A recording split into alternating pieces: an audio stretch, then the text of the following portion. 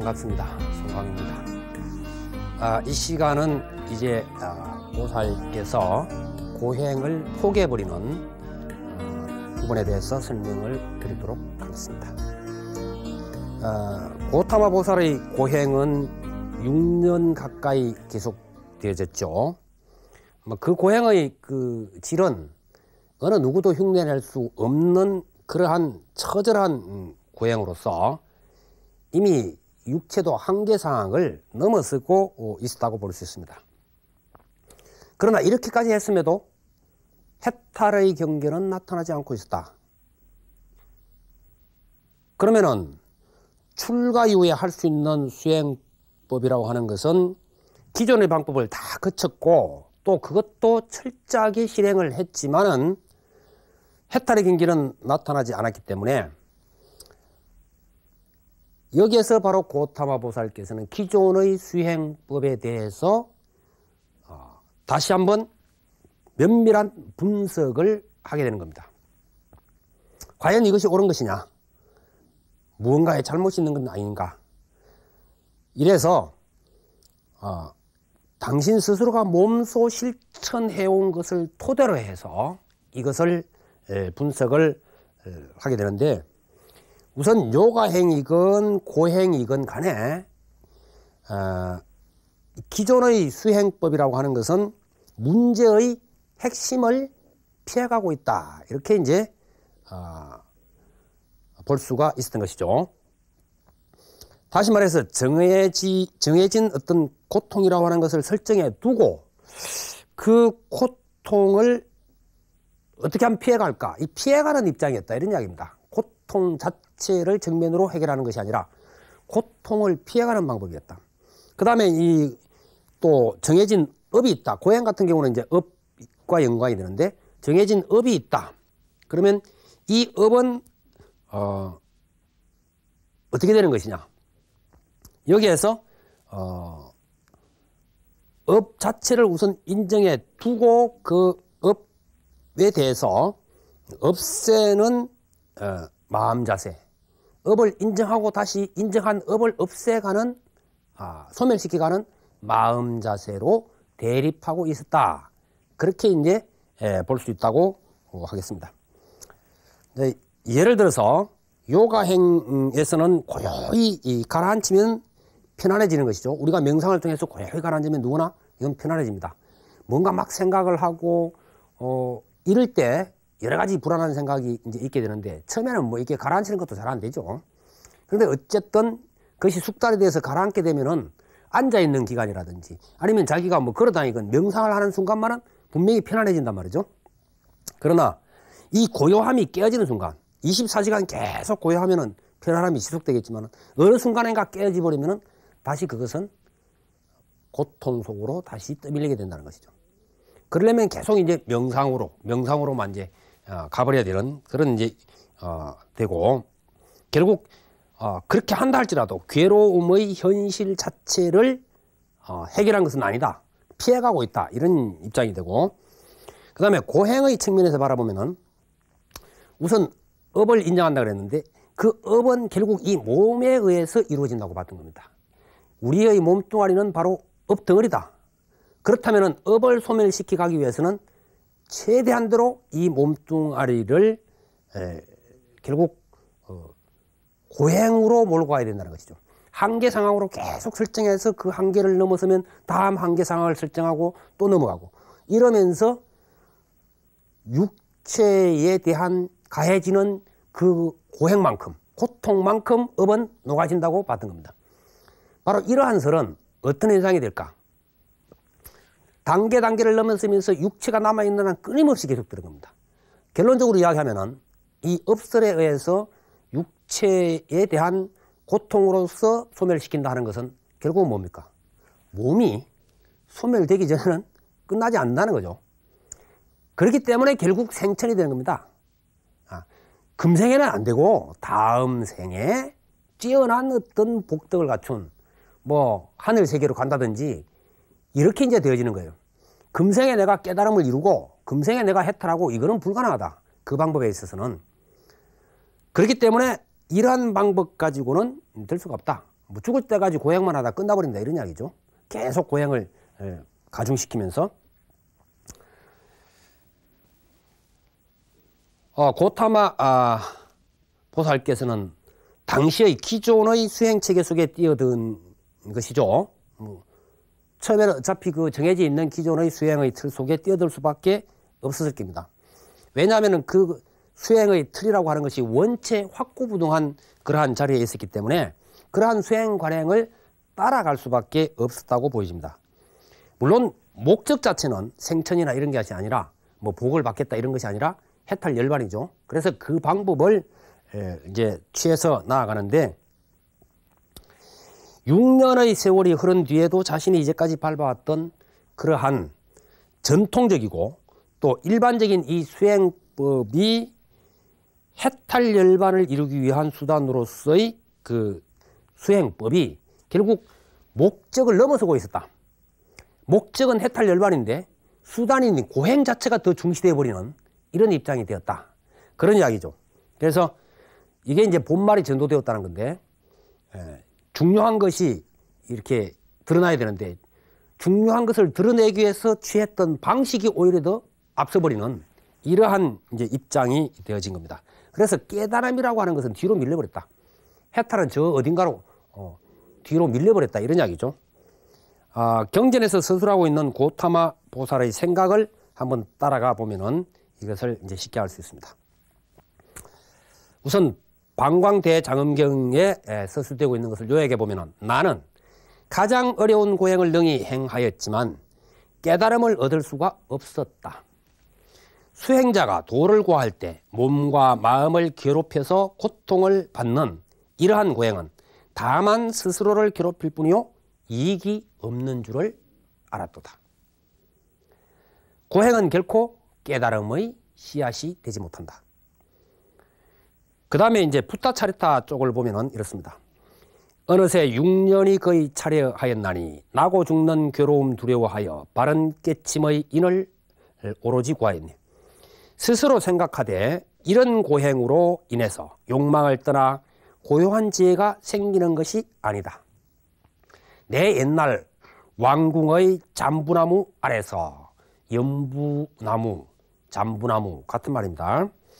얻은 그 선정만 못하나니 이 이야기는 뭐 나중에 이제 설명하겠지만 농경제 때 그 나무 아래에서 들었던 선을 이야기합니다. 그것이 곧 도의 깃트림을 알겠네. 도는 약한 몸으로 얻어지는 것이 아니거니 모름지기 몸의 힘을 충실히 하여 구하여야 하네. 음식이란 모든 기관을 충실히 하고 이때 기관은 감각기관입니다. 기관이 충실하면 마음을 편케하네. 마음이 편안하면 고요함을 따르나니 고요함은 선정의 통발이 되네.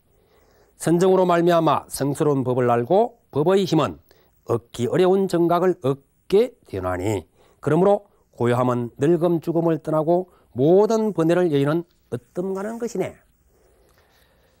그 다음에 불본행직경으로 와서 보면은 출가 수행자가 행해서는 안 되는 두 가지 극단적인 것이 있다. 그 하나는 본능적으로 애욕의 기쁨을 쫓아서 욕망과 쾌락에 빠져서는 아니 된다. 이 욕망과 쾌락을 쫓는 것은 어리석은 범부들이 찬탄하는 것이고 출가인의 깨달음을 위해서는 전혀 이익이 되지 않는다. 또 다른 하나는 자신의 육체를 스스로 괴롭히는 것에 열중해서 고행에만 빠지는 것이다.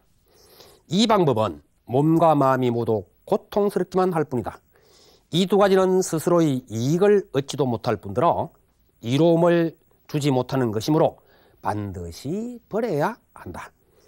나는 이 두 가지의 극단을 버리고 중도의 길을 찾았다. 이 중도는 모든 것을 바르게 보고 바르게 할 수 있는 통찰력과 직관이기에 지혜를 얻게 하고 이로써 범부 중생의 눈을 뜨게 하며 이로 인해 마음의 평화와 진리의 정득과 큰 깨달음으로 열반을 성취케 한다. 이제 이 세 가지 이 부분에서 대충 설명이 드러납니다만 결론적으로 방향을 이렇게 잡아가고 있습니다. 역시 불본행직경 내용을 보면은 내 생각하건대 지난날 부왕의 국내에 있으며 박가는 것을 보았을 때 농경제 12살 때 농경제 참석한 이야기입니다. 한 서늘한 연부수 그늘 밑에 앉아 모든 욕망으로 물든 마음을 버리고 일체 착하지 않은 법을 싫어하고 적정을 즐겨서 큰 기쁨을 내고 초선을 정득하였다. 나는 이제 다시 그 선정을 생각하리라. 이 길은 바로 깨달음에 나가는 길이로다. 그리고 개성을 읊었다. 고행은 욕망을 여임도 아니요 또 바로 깨달음에 나감도 아니며 또 해탈의 뛰어난 원인도 아니라 다만 이 몸과 마음의 괴로운 근본이로다. 만약 내가 지금 배우려 한다면 응당 옛날 박가리함을 볼 때와 같이 그 연부수 그늘에 앉아 물들물 여의고 곧 초선, 이선, 삼선, 사선을 정득하리라. 이렇게 이제 이야기가 되고 있습니다. 근데 여기서 이제 또 초선, 이선, 삼선, 사선 이렇기 때문에 여기에서 또 하나의 그 혼선이 이제 빚어지는데 무슨 얘기냐 하면은 이런 겁니다. 그 앞에서 무소유처정, 비상, 비비상처정 이야기가 나왔습니다. 그러면 이것을 인도의 어떤 선정의 입장에서 보면은 사선이라 해서 제일 아래에 초선의 단계를 둡니다. 예, 초선. 그 다음에 이 단계를 넘어서면은 제2선이라고 해서 역시 2선 단계를 두게 되고, 그 다음에 이제 3선, 4선 이렇게 이제 올라가고, 그 다음에 그 위에 무소유를 둡니다. 무소유처. 그 다음에 비상, 비비상처를 두었다. 이런 이야기죠. 그러면은 우리가 부처님께서 앞에서 이야기를 하셨던 바대로라면은 이거 다 거치고 난데 버렸는데 왜 다시 또 초선, 2선, 3선, 4선이냐 이런 이야기죠.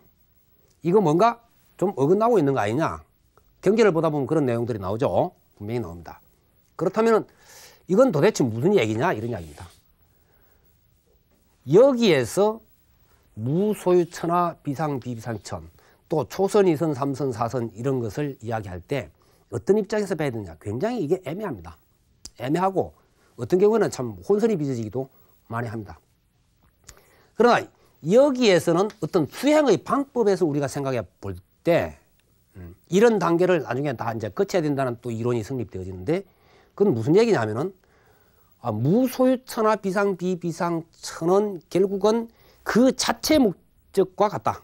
다시 말해서 고통의 원인을 분석하고 그것을 넘어서 버리는 것이 아니라 고요히 말킴으로 해서 얻어지는 그 선정, 그것만을 목적으로 했다. 그러나 초선, 2선, 3선, 4선은 이것은 나중에 사제법이라고 하는 것과 연결됩니다. 그래서 여기서 이런 것은 언급이 안 되고 있는 거죠. 그러니까 결론적으로 이야기하면 사실은 이것은 떼어놓고 생각해야 될 부분인데 나중에 자꾸 연결을 하다 보니까 혼선이 빚어지는 경우가 많이 생겼다. 이런 이야기입니다. 이거는 사제법, 고진멸도의 사제법을 정득하는 어떤 단계로서 초선, 2선, 3선, 4선을 설명하고 있습니다. 이거는 방법론이 되는 것이죠. 다시 말해서 수행 방법론이 되고 목적은 사제를 깨닫는 것이다. 그러나 여기서는 뭡니까? 방법이기도 하지만은 결국 이 선정 자체가 목적이 되어버리는 그러한 입장입니다. 그러면 수단이 목적과 동일시되는 입장과 수단은 수단으로서 다른 어떤 경지를 깨닫고자 하는 목적과는 이거는 분명히 다르다 하는 부분입니다. 그래서 이러한 이야기 때문에 결국 요가행이 불교에 들어왔고 불교에서 요가행에 속한다라고 하는 이야기가 성립이 되어지는 것이죠. 그러나 이것은 따로 떼어놓고 봐야 될 부분이고 목적 수단을 분명히 해가면서 우리가 선정에 의해서 무엇을 깨달아가느냐 하는 입장과 선정에 안주하느냐 하는 입장과 이것이 분명히 다르다 하는 것을 깊이 통찰해 봐야 될 내용이다 이런 이야기입니다. 그러면 지금까지 쭉 살펴본 내용을 보면은 고타마 보살은 극단적인 행위를 통해서는 적정한 세계에 결코 이룰 수 없을 뿐만 아니라 그 행위 자체가 오히려 어떤 경우에는 방해가 된다는 것을 파악하신 거죠. 그렇다고 해서 그 방법을 완전히 배제해버린 것은 아닙니다. 부정해버린 것은 아니다, 이런 이야기죠. 오히려 그것을 잘 활용함으로 해서, 적절하게 활용함으로 해서 목적에 나아간다. 다시 말해서 수단은 수단으로서 잘 활용해야 되는 것이지, 수단을 목적지에서는 결코 안 된다. 고행 자체도 나중에는 보면은 그것이 마치 목적처럼 돼버린단 말이죠. 죽을 때까지 고행이니까 목적이 되는 거죠. 다음 생에 이제 목적은 이어진다. 생천이라고 하는. 그래서 이러한 식으로 가서는 안 된다는 것이고, 또 하나는 간절한 마음으로 그 문제의 핵심을 봐야 된다는 겁니다. 그래서 마지막에 12살 때 농경제 때 당했던 자기의 입장을 생각해 봅니다. 그때는 굉장한 충격이었다, 이런 이야기죠. 왕궁의 생활에만 있던, 또 부왕이와에서 철저하게 차단되었던 서민의 생활이라든지 고통의 생활을 12살 때 비로소 보게 되는 겁니다. 확인하게. 그것도 왕궁 대신들의 모습과 비참한 서민들의 모습. 게다가 다시 또 땅을 갈자 드러나는 벌레, 벌레를 쪼아먹는 새, 새를 노리는 독수리. 여기에서 어떤 생사 부분이라든지 이런 욕망의 부분이라든지 이런 것을 그냥 한꺼번에 두들겨 맞듯이 받아들이게 되는 것이죠. 그러자 왜 이런가 라고 하는 의심, 이것을 어떻게 하면 해결할 수 있는가 하는 간절한 그 바람, 이걸 가지고 홀로 숲속에 들어가서 시간 가는 줄도 모르고 찾을 때 자기 이름을 불러도 모를 만큼 몰입에 들어갔다는 것이죠. 우리가 이제 참선 수행할 때, 화두 공부할 때 바로 이것을 강조합니다. 대의담. 철저한 의심이 지속되지 않으면 안 된다는 것이죠. 앉는데 그냥 빠져버린다. 그래서 마지막까지 자기가 오도의 경계에 이를 때까지는 철저한 의심이 있어야 된다는 것이고, 처음부터 끝까지 대신심과 대원력이 있지 않고는 이거는 안 된다라고 하는 것이죠. 나도 깨달을 수 있다라고 하는 이런 마음도 있어야 되고, 철저하게 나도 성불할 수 있는 존재다 하는 믿음이 있어야 되고, 또 대원력, 자타의 그 성불, 자타일시 성불이라는 그러한 원력, 이런 것들이 있어야만 이것은 가능하다고 하는 설명을 하고 있죠. 바로 여기에서 새로운 방법이라고 하는 것은 무슨 전혀 다른 어떤 방법론을 이야기하는 것이 아니라 방향이 지금 바뀌고 있다는 것이죠.